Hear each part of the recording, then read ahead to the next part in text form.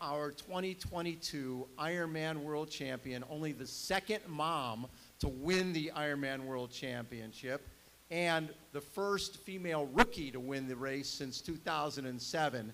And actually, what's cool, 44 years of Ironman, there have only been 20 female winners of the Ironman World Championship. Give it up for Chelsea Sodaro.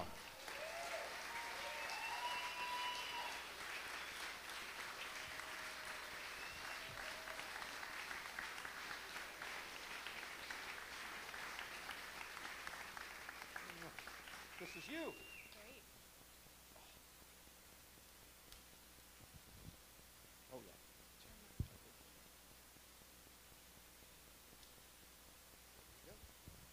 How you doing?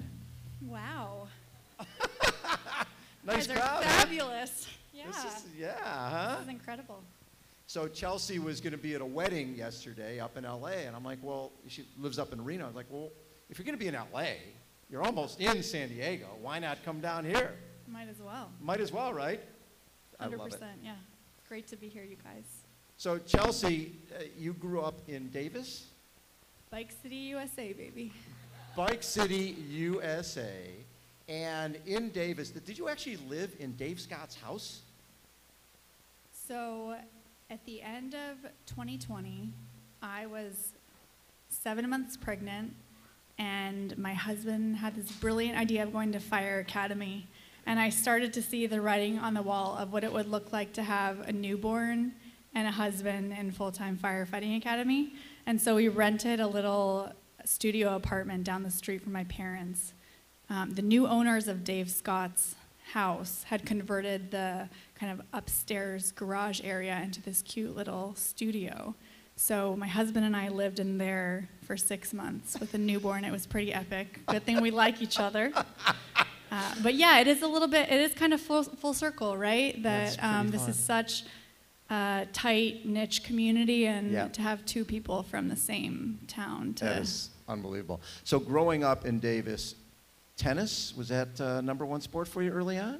Soccer was actually my number one sport early on. Yeah, I'm a team sports gal. I think, that's really actually carried over into my track and triathlon careers.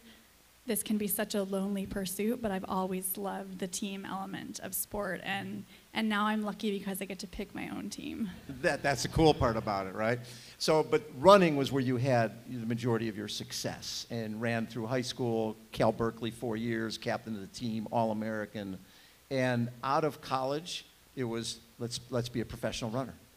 Sort of. I was actually injured for essentially my first 4 years at UC Berkeley. And my husband was the star runner. Well, my boyfriend at the time, he was a sub-4-minute miler. Sub-4-minute miler, All-American steeplechaser, general all-around stud. And my 5th year of college, my super senior lap, I kind of got my act together, got healthy, and I had some breakthrough performances, and I wasn't a rock star by any means, but I just got this glimmer of hope and decided to give it a go. We were totally crazy. For some reason, my husband was like, I'm going to work, you're just going to train for a year, and we'll see what happens. We'll give it a go. Because I had no kind of professional running opportunities, really. We just created this for ourselves, and I started working with this woman named Magdalena Boulay. She's an Olympic marathoner, and she was going to be my coach. She won Western States, didn't she? She's become a very accomplished ultra runner as well, and I just started training full time, and I was living the life, and 3 or 4 months later, I won my first national title in the U.S. Road 10K. It was at the Tufts 10K in Boston, a super historic race, and my dad's from Boston, so I had lots of family there, and I won $12,000. Whoa. Like, I'm rich, I can pay my rent for a year. And so at that point, I kind of felt like a bona fide professional athlete. I won another national title a few months later. Indoor, right? The indoor 3K. I outkicked a couple of Olympians, and I thought, I have arrived. But, I ended up battling several injuries for the next few years. I My goal was to make the Olympic team in 2016, and I had the Olympic standard, which you have to get, but then you also have to get top 3 at the Olympic trials. And I was pretty beat up going in. I had the worst possible day on the most important day and was just beside myself. My shoe endorsement was going to be up in a few months, and I was like pretty lost at that point, honestly, but I'd been following triathlon as a fan, and the American women had 3 medal hopefuls for Rio. Yes, we did. And my husband and I, we were watching the race in Rio and on our TV from the comfort of our couch, and he looked over at me and he said, "I think you should try that. You'd be really good at it. You're always cross-training. You know how to swim and bike. I think you'd really crush." And I just laughed and thought it was the most ridiculous idea. Yeah. But he got me a bike, and we started riding together, and I joined Masters, and I got obsessed, like all of us do. And we moved from, we were living in Flagstaff at the time. I joined a full-time triathlon squad in Poway. And Powegian. You were a Powegian. I was, yeah. I just kind of dove in head first and committed myself to this pursuit. I had no idea what I was doing. I'd never done a triathlon before. But there was just something inside of me that had to find out if it was possible. Well, it's like it seemed like you wanted to be a pro athlete. You wanted to be an elite athlete, and when the running didn't quite work out, it's almost like you're a little unfulfilled. It's like, okay, there's more here. I just got to find it. Yeah, it's so funny because I didn't necessarily have aspirations of being a professional athlete growing up as a kid. I followed kind of soccer stars like Mia Hamm, for instance, but female athletes weren't that visible to me. Like, I didn't know that you could be a professional runner until maybe I got to college and I was exposed to that, but it wasn't a lifelong goal of like, when I grew up, I want to be an athlete. It was just something that I got fixated on in the moment, and I started setting these little incremental goals, and it grew and grew until, I'm on the starting line in Kona, totally blowing my own mind. So when you're watching the Olympics in 2016, oh no, water bottle down. When you're watching the Olympics, it's Gwen Jorgensen winning the gold medal. And Gwen came from a track background, right? She ran at Wisconsin. And I remember talking with Tom Schuler, who was the guy who taught her to ride the bike when she was identified. And Gwen actually had gotten her CPA at Wisconsin. And she was starting her job at Ernst & Young when she was approached and said, "Hey, you got a swim background and a run background. We can teach you to ride the bike. You might want to think about triathlon." And she was like, thought they were crazy. And what happened is Tom Schuler said when he took her out on bike rides, she was falling over at stoplights. She couldn't clip in, she couldn't clip out. But that was 2010. By 2012, she made the Olympic team, and by 2016, she wins the gold medal. Knowing that she came from a track background, was that influential at all in terms of thinking about jumping in as a pro triathlete? Gwen is an incredibly inspiring athlete. She's a super strong woman, and I definitely looked up to her trajectory and her ability to transition from running to triathlon, absolutely. And I was injured a lot, so I was always doing other sports to train for running, and I came from an athletic background, so I thought, yeah, maybe I have a shot at this. So what was your first triathlon? My first triathlon, this is a great story. My first triathlon was the Triton Man in... Coming up, February. Coming up. Is it February? Okay, so... McKeely's a coach of the team. Amazing, amazing. So If you need a comp entry, I think. I'll hit you up, McKeely. So I had just joined this full-time squad. I'm literally like, I'm training 30 hours a week. I'm making no money. I'm exhausted all the time, just trying to figure out how to swim, basically. And my coach tells me, let's do Triton Man. It'll be a good introductory race. And we get there. It's pouring rain. They've canceled the swim, and it's going to be a duathlon. I get to the starting line. I'm very nervous. I'm very serious. I have like the full kit on, ready to go. And there's literally 5 women on the starting line. One woman... she's wearing a blanket, and it's kind of like a tapestry-style blanket over her. And I'm 6 months removed from the Olympic trials, right? Being very dialed. And this woman has this blanket over her shoulders, and they shoot the starting gun, and she releases the blanket. And I just think what the heck am I doing with my life? This is a freak show. What is this? That is funny. But Did you beat the blanket gal? I won. Ah, there we go. Yeah. But you know what? The triathlon community is so welcoming to athletes of all abilities and levels, and I've felt absolutely embraced by the community from the start. Were you thinking at that point, okay, I want to go, like Gwen, I want to go to the Olympics, right? It wasn't long distance at that point. Initially, it was the Olympics. That was going to be my pursuit because I'd come from this Olympic trajectory in track, and I thought, okay, maybe triathlon will be a better fit for me as far as like staying healthy, and maybe my like talents are really in this multi-sport thing. So I started following the circuit. You do the Continental Cups, and then you do World Cups, and I had some initial successes with podiums and yeah, I think I had some podiums at Continental Cups and quickly at World Cups, and about a year and a half into my Olympic pursuit in triathlon, I'm living away from my husband. I'm kind of traveling the world, and I'm not having a lot of fun. I'm in my late 20s, and it's just starting to feel like a sacrifice for me at this point, which sport had never felt like before. It had always just been something that I loved to do. Yeah.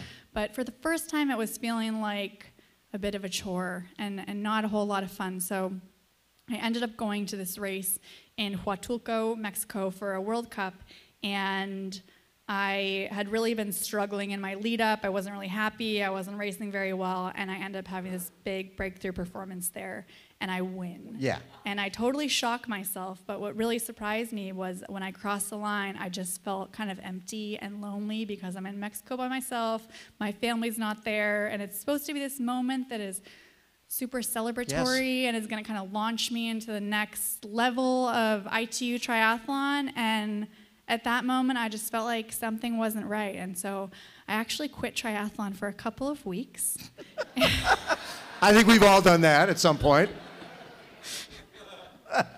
It doesn't last, though. It doesn't last long. No. I quit for a couple of weeks, and I got talked into giving this long distance thing a try. Moving to the Bay Area.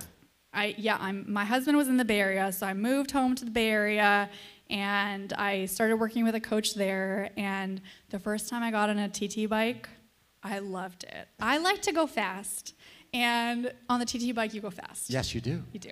Yeah. And so you got a podium at Waco, 70.3. Was that your? I don't count that as my first one, Bob. Really? Because they canceled the swim. And Oh, so that's it right. wasn't Oh, that's really right. a real. Yeah. But then you go to Indian Wells. Then I won that one. You count that one. That's what I count as my first one. It sounds more impressive, doesn't it? You won by 3 minutes. Yeah.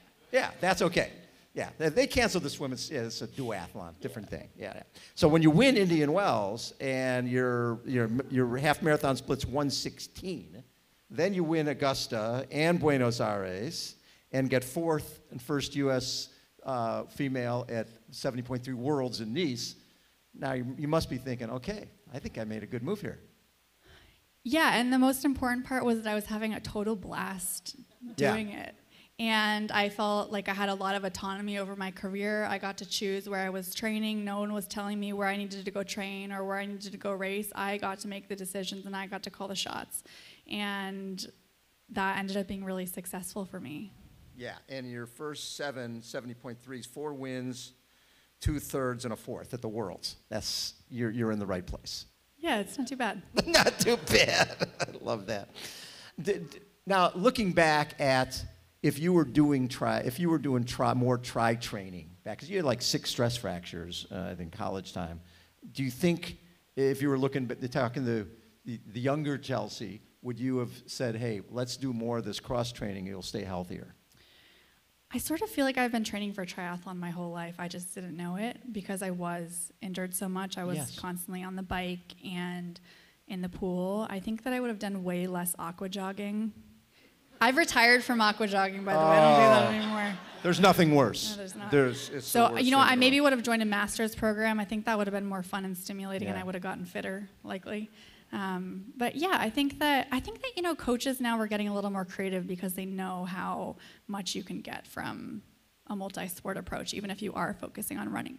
But I think that having that running background has really helped me excel in triathlon, No because question. I have that weapon that I've like poured so much time and work into over the years. So even though this was your first race in Kona this year, it's not like you're new to Kona. You've been going with Sarah Piampiano, and you've been doing training camps for how long? I went to my first training camp in Kona at the end of 2018, actually before I'd done a long distance triathlon. I went there with a training partner of mine, and you know, some people get off the plane in Kona and they're like, oh my gosh, it's so hot, it's so miserable, the humidity is terrible. And I get off at the plane in Kona, I'm like, I'm home. So I kind of knew after that first 10-day camp that this was going to be something that I would want to pursue one day. I was still very intimidated by the distance, but I ended up going to watch the race that year. Right. Because I'd become very invested in my training partner. You know, when you train with someone, you're like, it's their race, but it's also kind of your race. Sure, you've because invested. You're just really, and in our sport of triathlon too, I think we endure and we suffer together. And so you want to be there for the big moment to support the people that you have trained with. So I ended up flying out to watch the race and was just mesmerized by the whole experience. And the professional side, of course, but also the amateur side. It's really the best of what our sport has to offer, and it's such a display of humanity and community and endurance. I think the bond between the pros and the age groupers in longer distance triathlon is these athletes were on the Kona course. They can talk to you about how the wind was at Hawi, right? And they share that same goal. When you're running the track, age groupers aren't running with you. When you're doing the Olympic format triathlon, like you said, there's very few of them in the U.S. You're not really racing with a community, you're racing with that small little group. There's something special about the long distance race, and even with the pros. Yes, you're trying to beat each other, but there's still a camaraderie in long distance triathlon, because at the end of the day, it's you against you and you against the course. Don't you think there's more of a bond there with your competitors? Absolutely. I think that we all know that our number one competitor out there at these big Ironman events is ourselves. And there is this incredible bond and shared suffering, I think. And that's been one of my favorite parts of the sport, honestly, is connecting with the community, because we're all doing the same thing and we're all experiencing the same thing and we're all going the distance. And it's pretty epic to share those battle stories after the fact. So when you're thinking about, when you're doing so well and then COVID hits, right? After 2019 COVID hit, you become pregnant. And everybody has plans. Okay, I'll work out through the pregnancy, and you have plans, but plans don't actually work when you're pregnant. Talk a little bit about just the ups and downs of going through that time. And you also had a brand new coach by the name of Dr. Dan Plews, who's phenomenal. Still holds the Ironman age group record in Kona, 8:24, I think he did, right? So talk a little bit about just that time for you. Sure. Yeah, there's this great video of me. I'm 9 months pregnant, and I'm strolling down my street with my dog. I have this massive watermelon kind of in front of me, and I'm looking at the camera, and I'm like, so what's going to happen is the baby's going to be born on her due date, and I'll take a few weeks to recover, and then I'll just get back into training, and I'll race at 4 months, and then I'll qualify for the Collins Cup, which is 5 months afterwards. These people are all Are you laughing. a mom? It's truly, Yeah. It was truly ridiculous, because I had like, no idea what I was getting into. Yeah. First of all, I think I thought that pregnancy would be like a vacation. Because, my job is so physically demanding that I thought it would be a great way for me to just check out. But pregnancy, it turns out, is also a very physically demanding experience. Growing another human is quite the feat. And I ended up having morning sickness for about 35 weeks. So my intention was to train as hard as I could for as long as I could. And I sort of stuck to a program for about 20 weeks, but that quickly tapered off because I was failing so many sessions, and I was getting off my bike to go throw up in the side yard. So I just thought maybe I should be on my own little schedule. But I kind of found out I was pregnant, and I hired a coach at about the same time. And I called Dan Plus, and I said, hey, Dan, we've been talking for a few weeks, and I would really like you to coach me. I think that you would be a great fit. I'm really excited about our shared vision. Side note, I'm 6 weeks pregnant, and I totally understand if you don't want to take this on. It's not exactly what we talked about, but yeah, I would get it if you think we should go our separate directions. And he said, congratulations, that is the best news ever. How can I support you? And from that moment on, I had the utmost trust in him. I think that's a really unique thing for especially a male coach to say to a female athlete, and it just instilled this sense of belief and excitement in me. And we basically went on this journey together of navigating training through pregnancy and coming back to training and racing after pregnancy, and have learned a lot along the way. I think it's such a unique experience for other women, but it's been really fun to connect with other female athletes about, this shared adventure.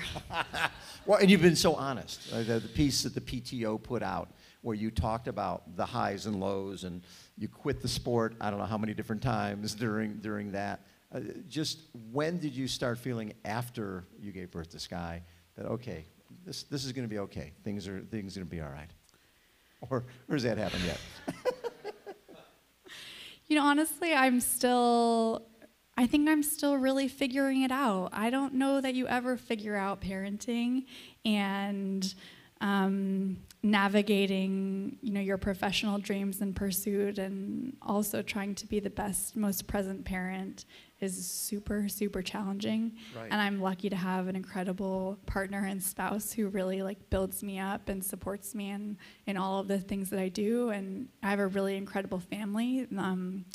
My dad sags my rides. My mom watches my baby so that I can go train, especially as I'm leading up to big races. And it's become this massive family endeavor, and it's been super special, but also really, really, really hard. Yes. And I've wanted to quit so many times. I read this great book actually this year. It's called Do Hard Things by Steve Magnus. And in the first few chapters of the book, he talks about how every athlete, endurance athlete, considers quitting during the race.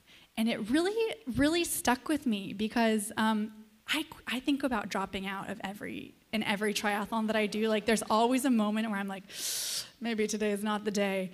And but I keep on going. And I think that, that's what this whole pursuit has been for me. There have been a lot of times when I've wanted to quit, and it's felt really, really hard. But I just put one foot in front of the other, and I surround myself with people who empower me and encourage me to keep on going, and that's how we find out what's possible. It's funny you say that because a lot of times you'll interview somebody after a race, interviewing a Mark Allen after he wins the Ironman, and he's you're thinking he's just invulnerable and he's powerful, and he goes, I kept thinking, if I have to run by my condo one more time, I know the air conditioning's on, I could go there, no one will even notice, this corner right here, there's not a lot of people, I can go around the block, and Jan Frodeno, he says, you looked like you were in control the whole day. He says, I thought about dropping out 30 times.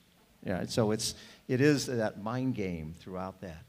So this year was such a good year when you look at your first Ironman, Hamburg, right? It's I got second place at Hamburg to Laura Philipp, who had an unbelievable day. When you get second in your first Ironman, what do you come away with?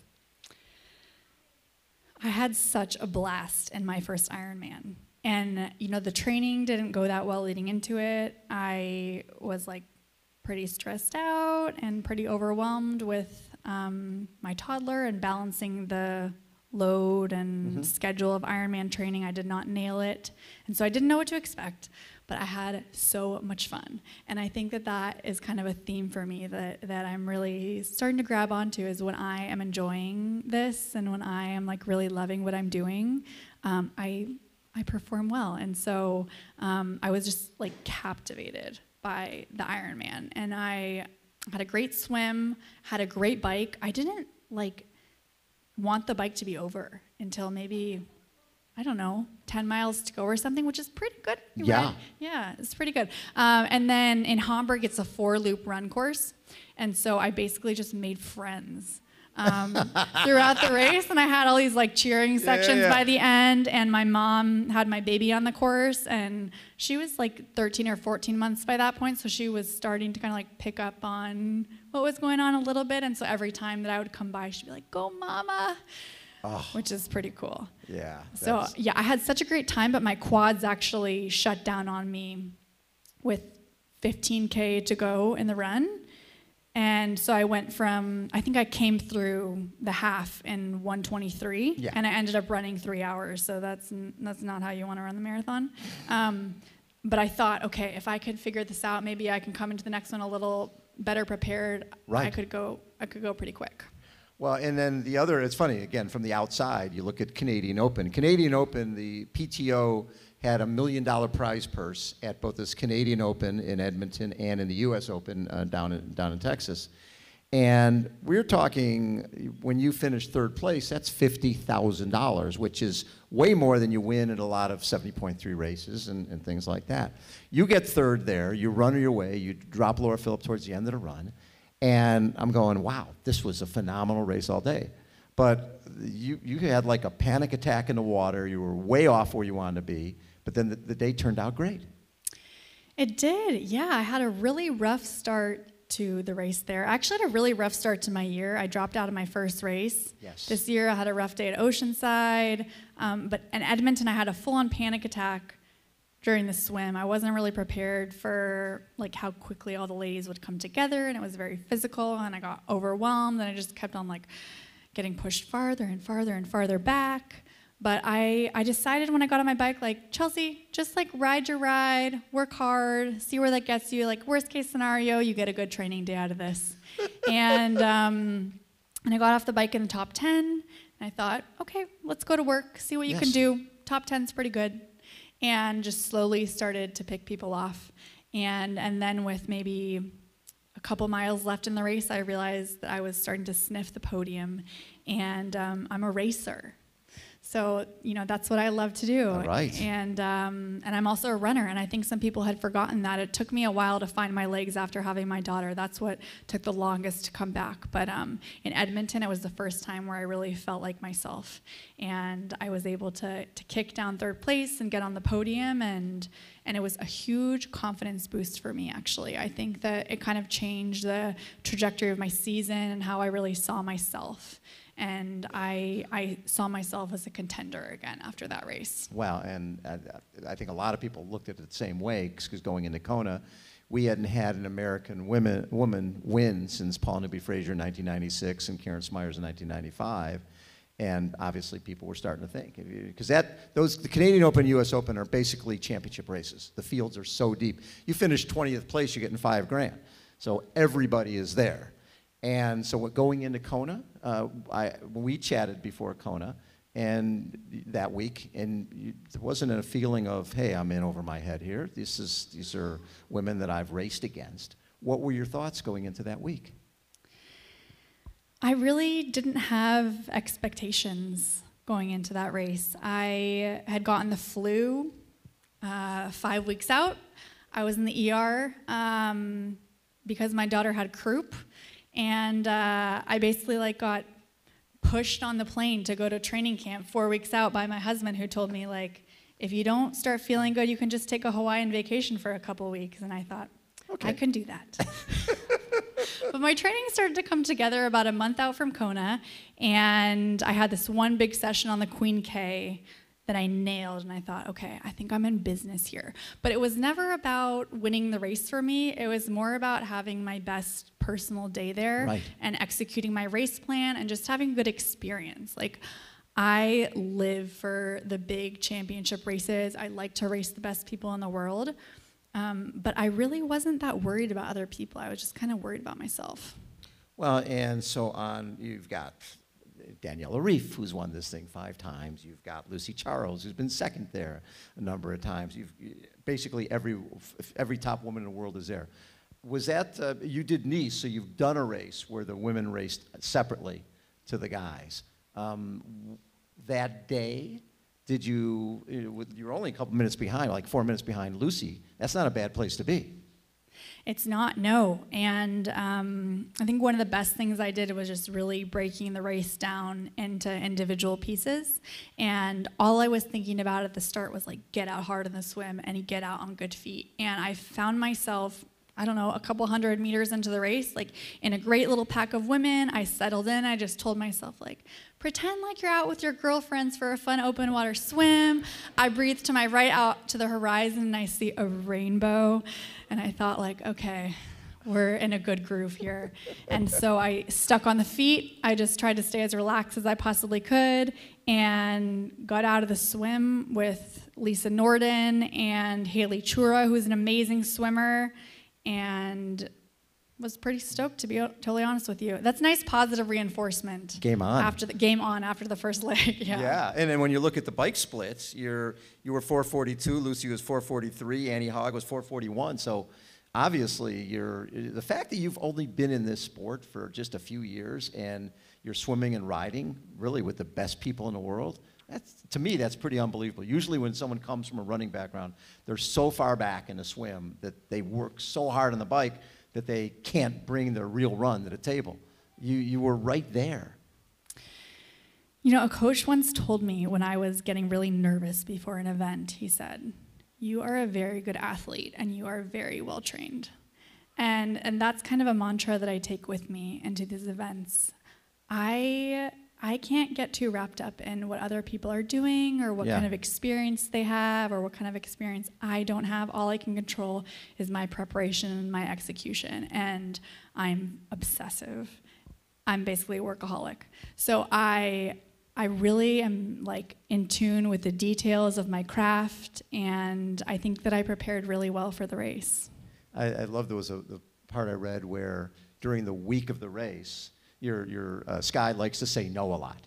No, no, no, no, no, no, no. And your dad was spending the week basically getting Sky, yes, yes, yes, yes, yes, yes. And during the race, you were sort of doing the same thing. It's like, yeah, yeah, yeah, yeah, yeah. Yeah, so I was a nervous wreck the week of Kona. I think I thought this is going to be a total disaster or something really special is about to happen. And that's actually something that my coach tells me. He says, "You're nervous because something really exciting is about to happen." But I was a hot disaster. I could hardly hold a full conversation, and I would walk into the living room, and my dad would be there dancing with my 18-month-old saying, "Yes, yes, yes, yes, yes, yes." And so during the race in Kona, that was one of my mantras. I would just say, yes, yes, yes, yes, yes, yes. And like, yes, you're right where you're supposed to be. Yes, keep on committing to this mission that you're on. Keep on choosing to keep up this pace. And so when you get into the run, and it doesn't take long before you're passing Daniela Ryf, and then you're in the lead. And you were in the lead for a long time. And sometimes that can be tough when you're in the lead for a long time because you're coming out of the energy lab or you're going down lead drive. You're seeing the other people coming at you. Do you try to, as somebody with a running background like you have, you try to look great because you know they're sizing you up. You're leading and they're sizing you up. What goes through your mind as you're seeing your competitors coming the other way? There was one moment in the race where I knew that I would be, when you turn around at the end of the energy lab and you come back through, you're going to see your competitors. And that's the one time where I remember I was starting to get a little nervous about Annie Haug because I know what a strong runner she is. And I just thought, when you cross paths with her, you better look freaking amazing. Yeah, because she always looks amazing. She does. So I just committed for about 10 seconds to looking real fabulous. The other thing is we're watching on television. I don't know about you guys, but I'm watching on TV and you're coming up to the aid station and you're slowing. And I'm like, oh my God, she's cramping. There's something going on. But it took us a while to realize that you were making sure that you got everything you needed at the aid station. A lot of people can't really vary their pace. But you were varying your pace, almost coming to a stop, it seemed like, at some of the aid stations. I had this little buffer for a lot of the race when I was leading. And I thought, you have time to invest here to take care of yourself. And we see people fall apart in that race. They don't stay cool, they don't stay hydrated, they don't stay on top of their nutrition, and that wasn't a mistake that I wanted to make because I do know how to take care of myself. And I thought, okay, if I can just invest a little bit of time here to get ice, get enough fluids, that will really pay off in the long run for me. And I just kept on getting positive reinforcements with the splits that I was actually gaining time, even with this strategy. And so I kept it up. I probably didn't need to walk the aid station that was like 2K out from the finish line. But I had a good thing going. You had a good thing. Well, there's really only, Annie ran 2:57, you ran 2:51. There's only 2 women under 3 hours. So you obviously had a good thing going. You won, what, over 8-minute lead. Coming down Lee Drive, this is only your second Ironman. Your first time in Kona, coming down to Lee Drive, it had to be just magical for you. You know, the whole race, I had been talking myself out of dreaming of that finish line because things can fall apart so quickly in Kona. It doesn't, if you could be 3 miles out from the finish line with a huge lead, but you get a cramp, or, you know, something happens where your hydration is off and you're walking. And so I didn't allow myself to dream of winning the race until I actually won the race. So yeah, it was incredible. I think it's the best. It's the best of our sport. It's the most magical finish line in the entire world. And I would really like another opportunity to experience that, maybe where I can soak it in a little bit more. Exactly. How about a round of applause for that? Yeah.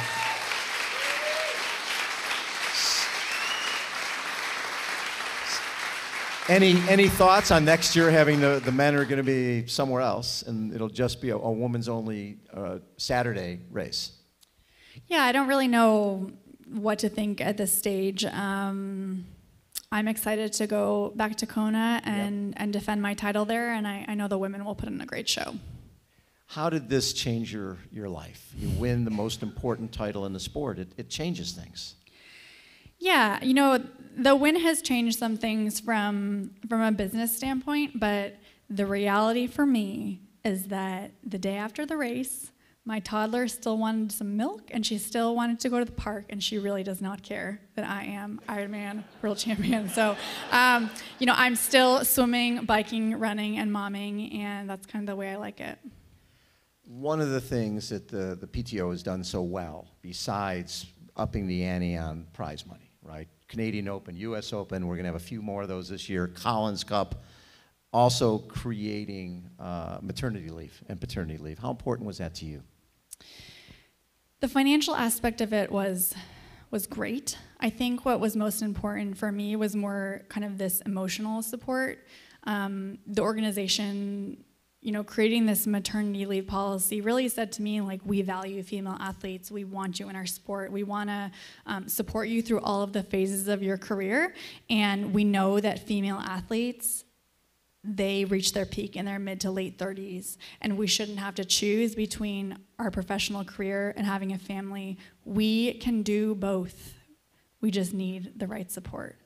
And so I think that, yeah, what the PTO is really, what they're doing is incredibly powerful. I think that it's a starting point, but what I'm hoping is that this kind of perpetuates out into the industry with sponsors, with races. I know some races now are doing deferral policies for pregnancy and postpartum, and so I think that, you know, the ball is rolling, and I'm excited. I'm excited to see what the future holds. My hope is that when my daughter is of professional age, whether she's competing in sport or not, that you know, we won't need to advocate for these things anymore, because it will just be given that yeah, this is how we support women, because it's the right thing to do. It's the right thing to do, and actually. It's actually really good for everybody when we support women in this way. No question, yes. When someone wins the Ironman World Championship, they become the sort of a spokesperson for the sport. It's just always been that way. Paul Newby Fraser, Jan Frodeno, Mark Allen. And you, at the award ceremony after winning the Ironman World Championship, you got up and very impassioned speech, basically saying, listen, there's things that I want to see happen in this sport. I'm guessing you're embracing this, the fact that you are not just a role model, but also a spokesperson and an ambassador for the sport.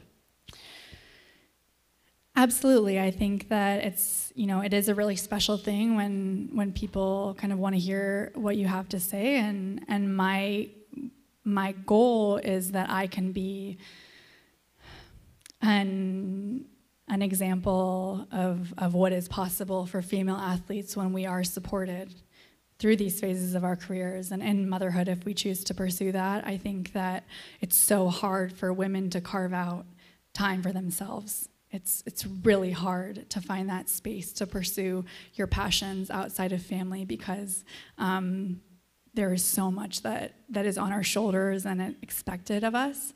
But when we have the time and space to pursue things for ourselves and to pursue things that really light us up, we're actually better parents and better spouses and better workers. And I think, yeah, we just need to support our moms. Love it. How about a round of applause? 2022 Ironman World Champion, Chelsea Sodaro.